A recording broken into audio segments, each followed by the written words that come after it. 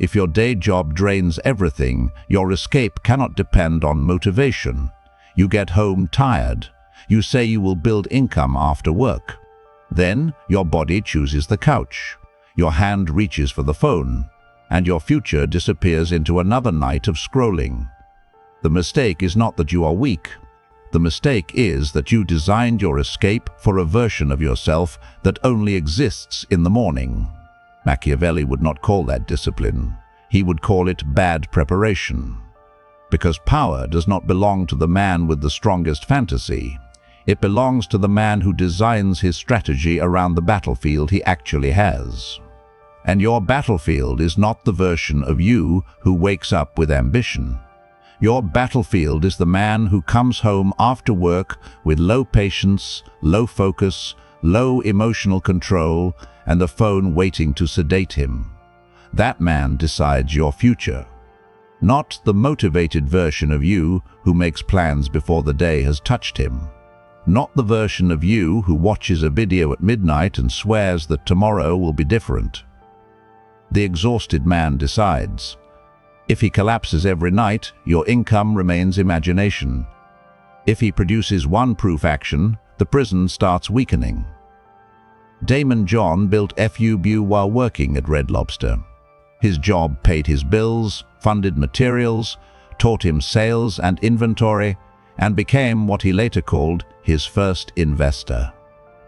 Phil Knight built early Nike before Nike was Nike. It was Blue Ribbon Sports.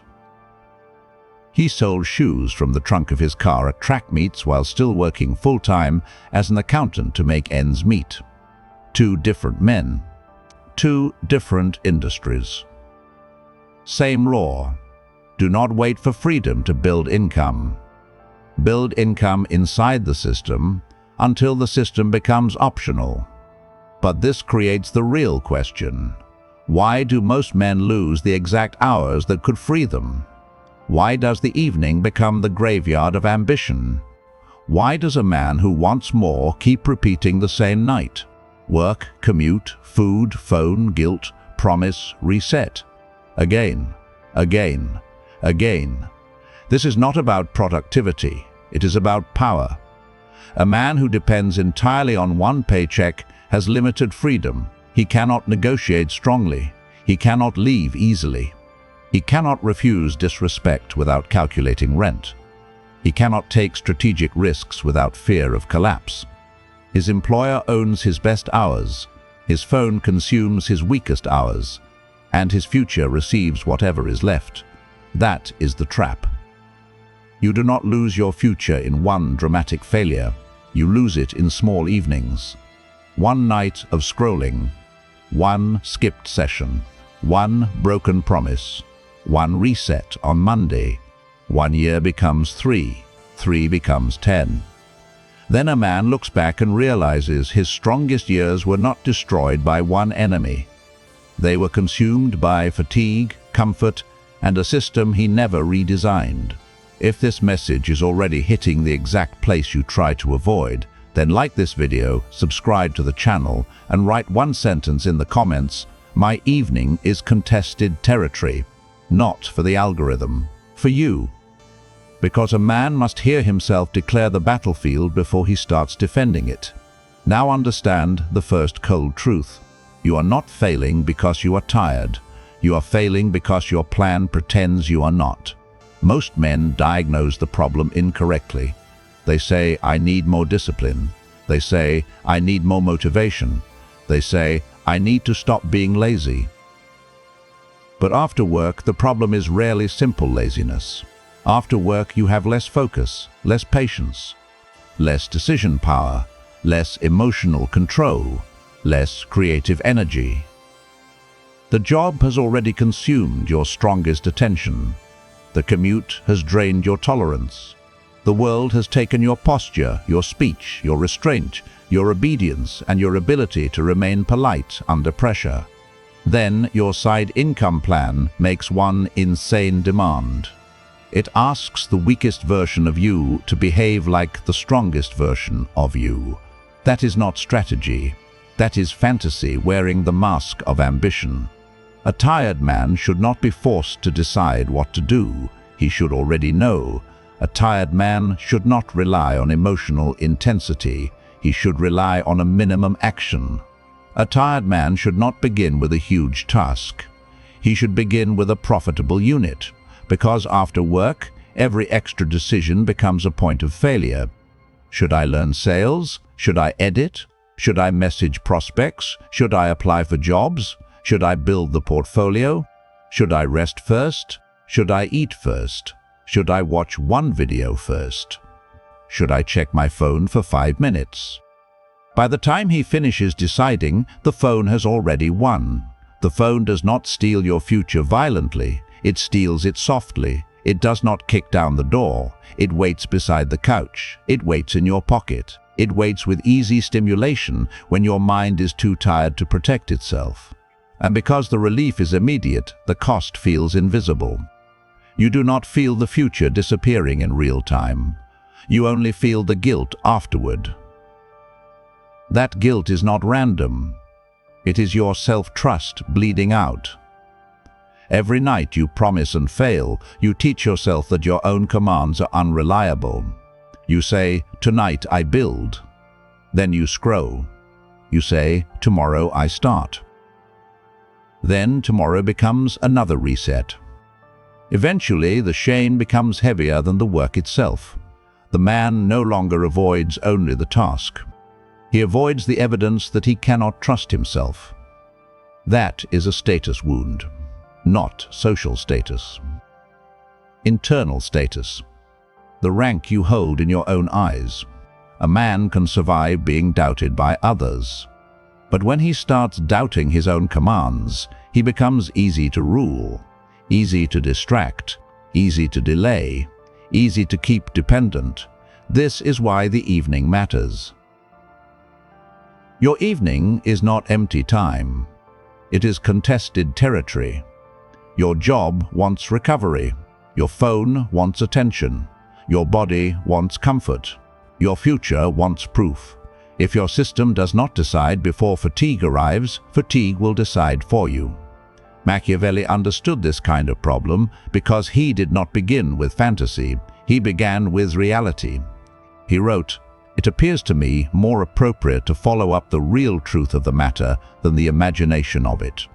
That sentence is the foundation of this entire video. Not comfort, not work harder, not pretending you have unlimited energy after a draining job. The real truth is colder. Your escape must be designed for the energy you actually have. Not the energy you wish you had. Not the energy you had before work. Not the energy influencers pretend you should have. The energy you have when you walk through the door exhausted, irritated, hungry, overstimulated, and tempted to disappear into the phone.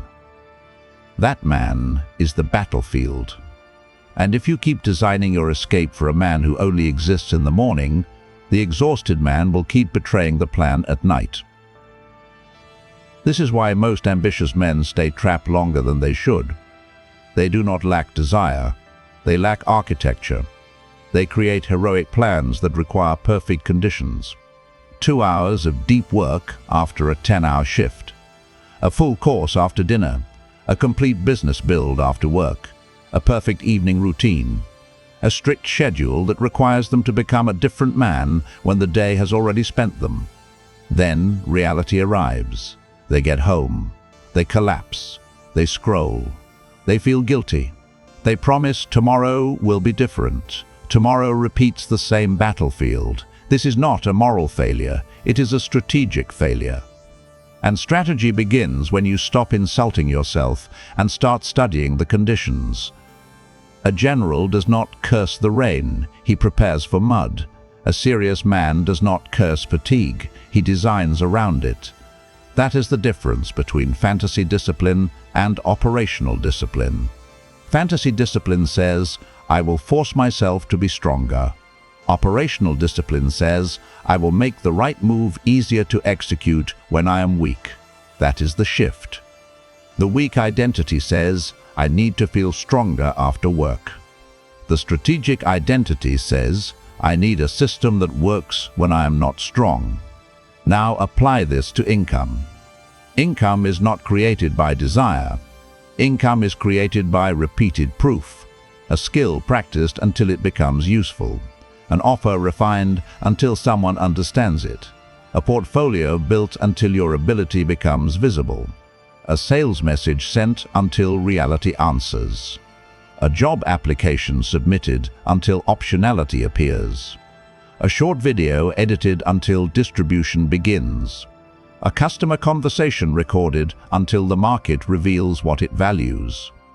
Proof is what turns private ambition into public evidence. And without proof, the world has no obligation to believe you. Your family may doubt you, your friends may misunderstand you, your employer may treat you as replaceable, society may ignore you. But the brutal truth is this: most people do not update their judgment because you explain your potential. They update when your evidence changes the cost of ignoring you. This is why building income after work is not only about money, it is about replacing dependence with leverage. Money is not just luxury, money is refusal power. It gives a man the ability to negotiate, to leave, to save, to buy time, to fund skill, to protect attention, to stop living as if one employer is the entire kingdom. A man without options must be careful with his mouth. He must calculate every act of resistance. He must tolerate things he would reject if his foundations were stronger. This is what Machiavelli would examine. Not your feelings about the job, your foundations. What do you depend on? Who controls your options? What happens when fortune changes? Can your position survive pressure? Are you prepared before opportunity arrives? A man can speak like he wants freedom, but if a single missed paycheck can make him obedient again, his freedom is still language. This is why your job is dangerous when it consumes the energy needed to build alternatives. Not because work is dishonorable. Work can be useful. A job can fund materials. A job can teach sales. A job can expose you to customers. A job can provide stability while the side income is fragile. But if the job takes your energy and your evenings produce no proof, then the job becomes a complete system of containment. It pays you enough to return. It drains you enough to prevent escape. That is the hidden mechanism. The job does not only pay you, it spends you. It spends your attention. It spends your posture. It spends your speech. It spends your emotional restraint. It spends your patience with people you did not choose. It spends your obedience to schedules you did not design. Then it returns you home with a paycheck and a weakened mind. And if you do not have a low-energy system waiting for that weakened mind, the night will be consumed by the easiest reward available. The market does not care that you are tired. Rent does not care that you are tired. Opportunity does not pause because your job was demanding. The future does not say, "He had a hard day, let us wait for him." The future responds to proof, and proof must be produced before the world owes you anything. This is where Machiavelli's struggle between fortune and capacity becomes useful. Fortune means timing, uncertainty, chance, conditions outside your control. Capacity means preparation, judgment, adaptability, discipline, skill, evidence, and the ability to act when conditions shift. Machiavelli wrote, "Fortune is the arbiter of one half of our actions, but leaves the other half, or close to it, to human control." The point is not mathematics. The point is responsibility. You do not control everything, but you control enough to become dangerous. Many drained men secretly worship fortune. They wait for more energy, more confidence, a better job, more support, a perfect plan, more time, a sign, a breakthrough. But fortune rarely arrives before preparation. Opportunity does not ask whether you are tired. The client appears when your portfolio is weak. The better job opens when your skill is unfinished. The business idea appears when your savings are low. The platform rewards consistency after you have already quit 3 times. The man who waits for perfect conditions remains unprepared when conditions finally move. That is why the escape cannot begin with quitting. It must begin with preparation under restriction, learning one marketable skill, creating one simple offer, documenting one portfolio, practicing one sales process, building one distribution channel, saving one cash buffer, publishing one body of proof. Not later, not when the job becomes easier, not when everyone supports you, while you are still tired, before the opportunity, before the escape, before the perfect conditions. Because freedom is often built while conditions are still restrictive. A man does not become financially powerful by hating his job. He becomes powerful by extracting enough time, money, skill, and evidence from his current position to create alternatives. That is the colder belief, old belief. When I have more time and energy, I will build. Strategic belief, I will build a system small enough to survive the time and energy I actually have. This is where Daymond John matters. He did not start FUBU with perfect freedom. He worked at Red Lobster while building the brand. Early FUBU started from his mother's house. He made hats, sold them directly, and used the job to keep cash flowing while the business was still fragile. He did not have the clean fantasy. He had pressure. Bills, materials to fund, a job that consumed time, a market that had not crowned him, a business that could have remained only an idea if he waited for comfort. But he used what existed. The job paid bills. The job bought fabric and materials. The job taught sales and inventory. The job became the first investor. That is the phrase most tired men need to understand. Your job is not always your prison. Used correctly, it can become your first investor, but only if you extract from it. If the paycheck only buys survival and sedation, the job remains a cage. If the paycheck funds materials, tools, learning, savings, outreach, portfolio, and distribution, the job becomes infrastructure. The same structure that drains you can also fund the first layer of your escape. That does not make the job noble. It makes it useful. A strategic man does not romanticize his prison. He studies what can be taken from it, not stolen, extracted lawfully, extracted intelligently. Money, skills, customer understanding, tolerance for pressure, schedule, discipline, operational knowledge, a stable base while the side income is fragile. The weak man says, "My job is draining me, so I cannot build." The strategic man says, "My job is funding the first layer of the escape." That is not motivation. That is position. That is how a man stops begging the world to remove friction and starts using friction as material. Because the first proof is usually small. Homemade hats. Direct sales. Real customer demand. A product people can touch. A few real transactions. This is the part most men despise because it does not look powerful yet. But small proof is not small when it begins replacing fantasy. A man with 1 sale has more information than a man with 100 theories. A man with 5 customer conversations has more power than a man with 5 motivational notebooks. A man with 1 portfolio piece has more leverage than a man waiting to feel talented. Do not despise small proof. Small proof is the bridge out. Phil Knight proved the same law from another angle. Before Nike became Nike, it was Blue Ribbon Sports. Before the symbol became global, before the brand became culture, before the shoes became status, there was a man selling running shoes from the trunk of his car at track meets. That is not glamorous. That is not the image most men want. Most men want the finished identity before they have earned the first signal from reality. They want the business name, the clean website, the impressive logo, the perfect offer, the public recognition, the feeling that the project is already serious. But reality does not respect performance. Reality respects proof. Phil Knight had Japanese running shoes, track meets, direct sales, and customers who either bought or did not buy. That is power because it removes fantasy. A man who sells from his car learns something that a man reading another business book cannot learn.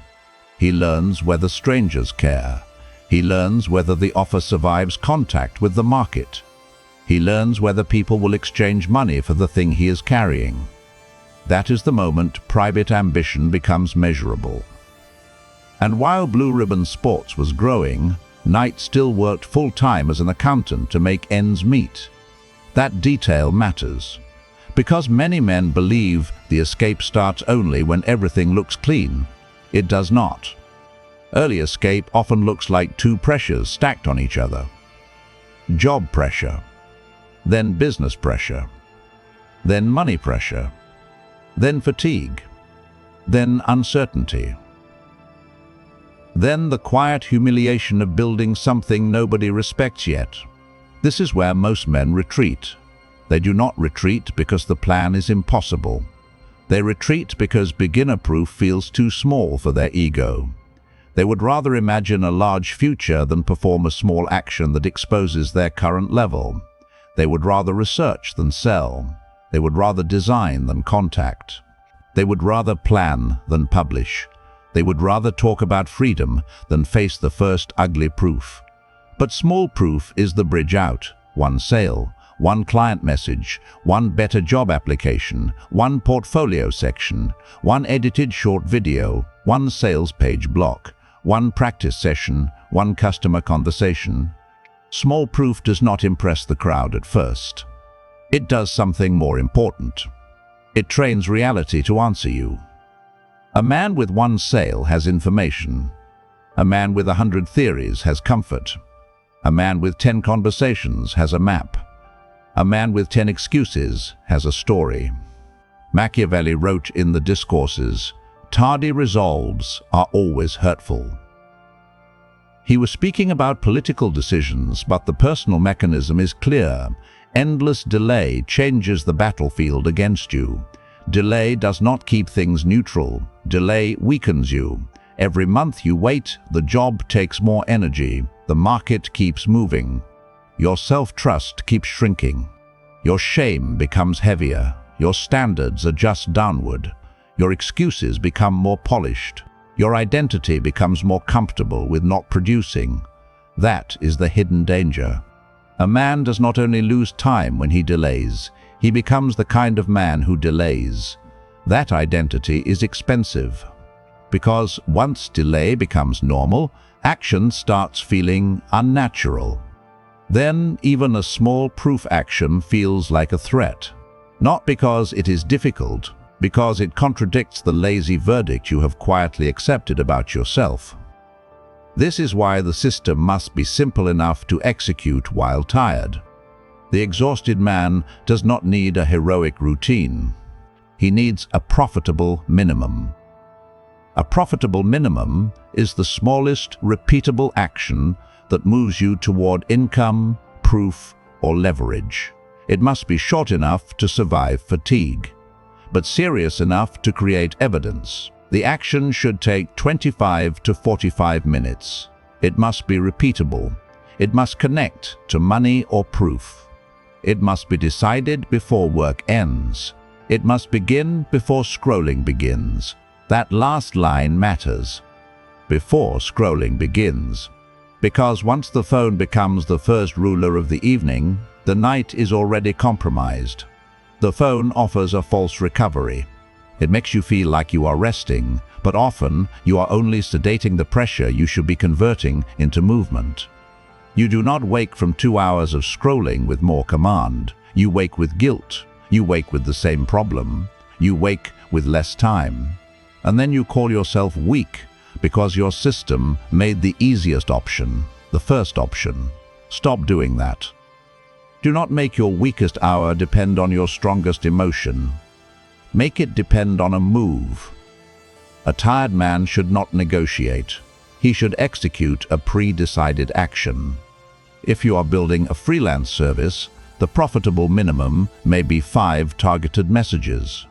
If you are building content, it may be editing 1 short clip. If you are building a portfolio, it may be completing 1 project section. If you are trying to improve your job position, it may be submitting 3 serious applications. If you are building skill, it may be 1 focused practice block with saved output. If you are creating a digital product, it may be 1 page, 1 lesson outline, or 1 module draft. The task must produce proof, not just emotion. This is where many men deceive themselves. They say they are building income, but they are consuming income content. They say they are learning sales, but they never contact a prospect. They say they are building a brand, but they never publish. They say they are improving their career, but they never send the application. They say they are preparing, but their preparation produces nothing visible.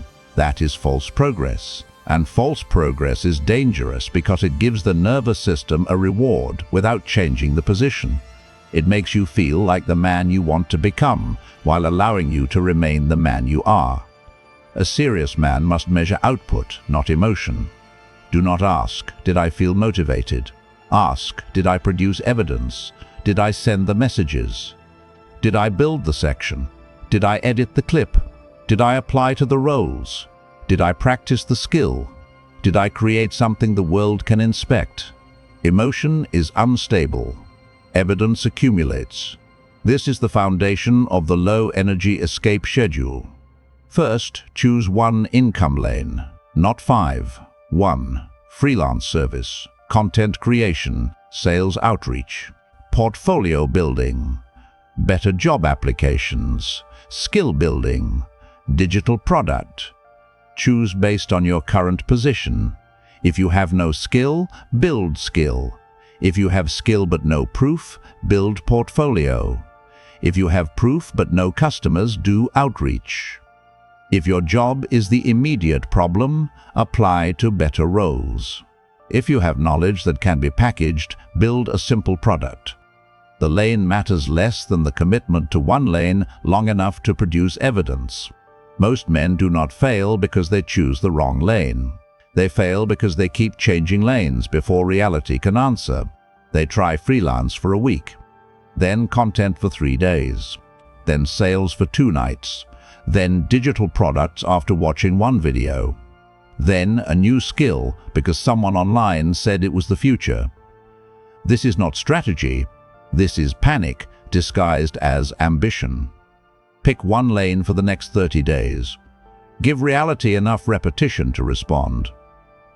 Second, define the minimum proof action. 1 repeatable task.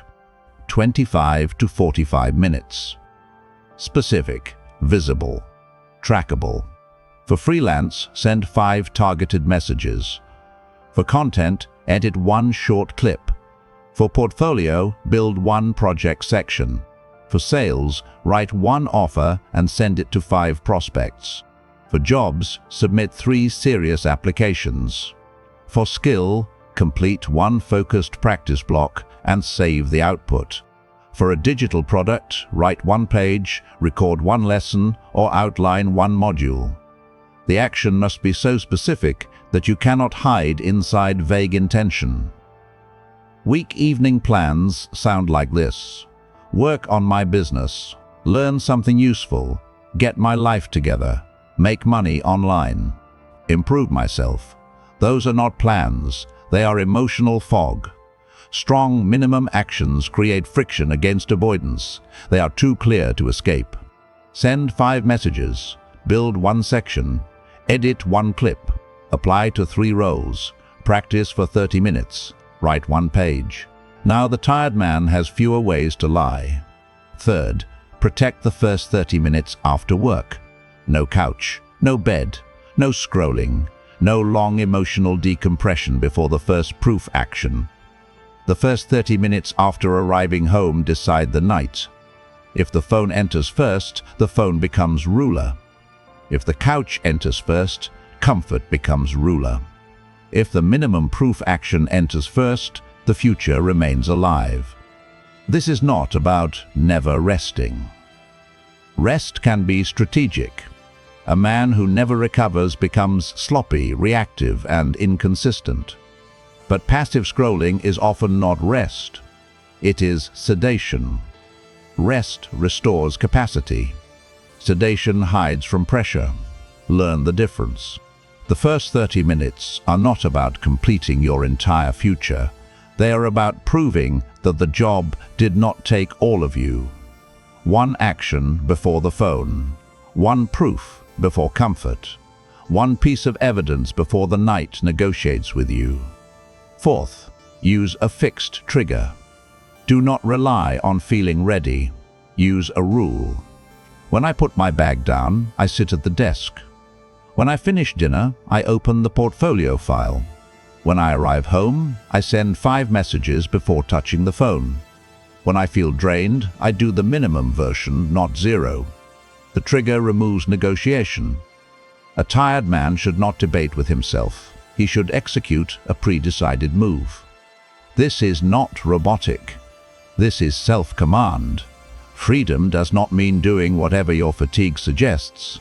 Freedom means designing your conditions so the weaker version of you cannot keep betraying the stronger future you claim to want.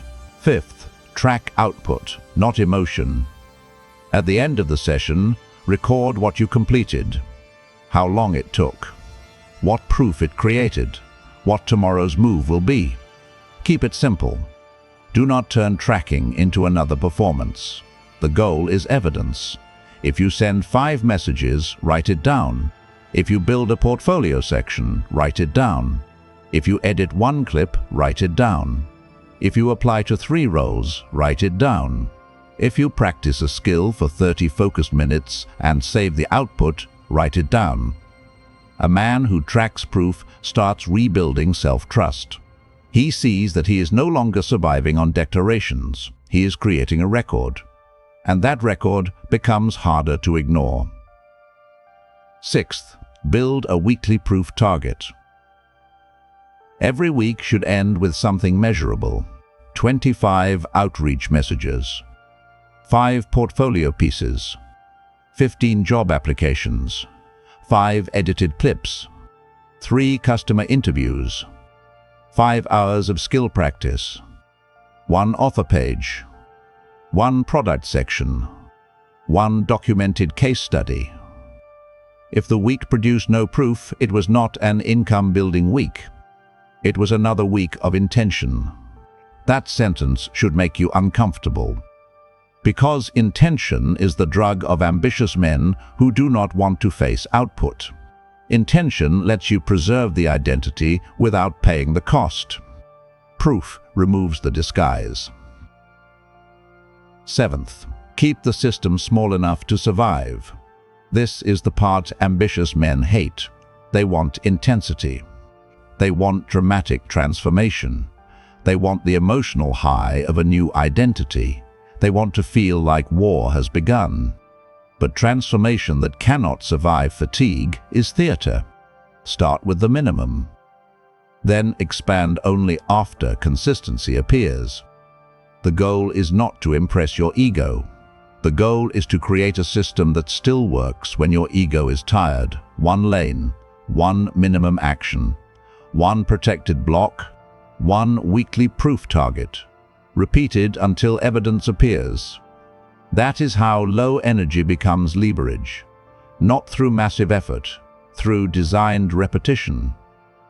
Income is not built from intensity. It is built from repeatable conversion. Attention into skill, skill into proof, proof into demand, demand into income, income into options, options into freedom. That is the chain. Break 1 link and the escape remains fantasy. This is also where the deeper Machiavellian lesson appears. Machiavelli is dangerous when misunderstood. A shallow man hears Machiavelli and thinks it means being ruthless, trusting no one, chasing power for ego, and dominating people. That is not strategy. That is insecurity wearing armor. The deeper question is structural. What do you depend on? Who controls your options? What happens when fortune changes? Can your foundations survive pressure? Are you prepared before opportunity arrives? Are you acting from strength or from fantasy? For the drained working man, the lesson is simple. Real truth over imagination. Do not imagine yourself with unlimited evening energy. Design for the man who actually comes home tired. Capacity over fortune. Do not wait for perfect timing. Prepare under imperfect conditions. Foundations before freedom. Income, skill, savings, proof, and reputation are foundations. Without them, freedom is only language. Visible evidence over private intention. The world cannot reward income you have not created. It cannot respect skill you have not demonstrated. It cannot open doors to proof you have not built. This is not cruel, it is clarifying. The market does not hate you. It simply cannot pay invisible value. Your employer may not understand your ambition. Your family may not see who you are becoming. Your friends may not treat your project seriously. But the strategic answer is not resentment. It is evidence. Build until explanation becomes unnecessary. Build until the world has something to measure. Build until your options no longer depend on being understood by people who have no incentive to understand you. That is how abandonment becomes structure. That is how fatigue becomes discipline. That is how discipline becomes proof. And proof is the beginning of leverage. If you are the man who knows he is wasting evenings while calling it recovery, stop confusing consumption with progress. You already know the job is draining you. But your real problem is that your escape still depends on the mood of the tired man who comes home after work. If you keep giving that tired man no structure, he will keep choosing relief over proof, and another year will disappear into the same loop. Inside Patreon, you get deeper, unfiltered breakdowns on discipline, power, income, isolation, and self-command. So you can turn private ambition into visible leverage without waiting for permission. This is not for men who want comfort. It is for men who are finished mistaking intention for movement. The decision is yours. Now return to the schedule. Choose your lane. Define your minimum proof action. Protect the first 30 minutes after work. Use a fixed trigger. Track output, not emotion. Build a weekly proof target. Keep the system small enough to survive. That is the move, not a perfect routine, not a fantasy version of yourself, not a motivational speech that dies when the shift ends. A low-energy system built for the real battlefield. The man who feels strong in the morning can make promises, but the exhausted man after work determines whether those promises mean anything. Stop designing your escape for the man who feels powerful before the day begins. Design it for the man who comes home depleted. That man is not the obstacle, he is the test. If he can still produce one proof action, your future remains alive. If he repeats it, the job becomes less absolute. If he repeats it long enough, proof begins to accumulate. When proof accumulates, confidence becomes less theatrical. When skill becomes visible, opportunity becomes more rational. When income begins to form outside one paycheck, your posture changes. Not because you became arrogant, because dependence weakened. A man with no alternatives must ask carefully. A man with proof can negotiate differently. A man with savings can refuse differently. A man with skill can move differently. A man with options thinks differently. That is the identity shift. You are not a trapped worker waiting for motivation. You are a strategist, extracting resources from the present position while building the structure that makes that position optional. Your job is not the final kingdom, it is the current terrain. Your evening is not dead time, it is contested territory. Your phone is not harmless relief when it consumes the proof that would have changed your future. Your fatigue is not an excuse to abandon the plan. It is the condition the plan must survive. This is how you build income when work drains everything. You do not wait to feel free. You do not wait to feel powerful. You do not wait for support. You do not wait until the world believes in your potential. You choose one lane. You perform one proof action. You protect the first 30 minutes. You track evidence. You repeat until the man you imagined starts becoming visible in reality. And when the tired version of you can still produce proof, the entire game changes. Because then, your ambition is no longer a feeling. It is a system. If this video gave you the structure you needed, like it, subscribe, and comment your income lane and your minimum proof action. Do not write a dream. Write the move you will complete after work. Do not wait to feel free. Build income while tired.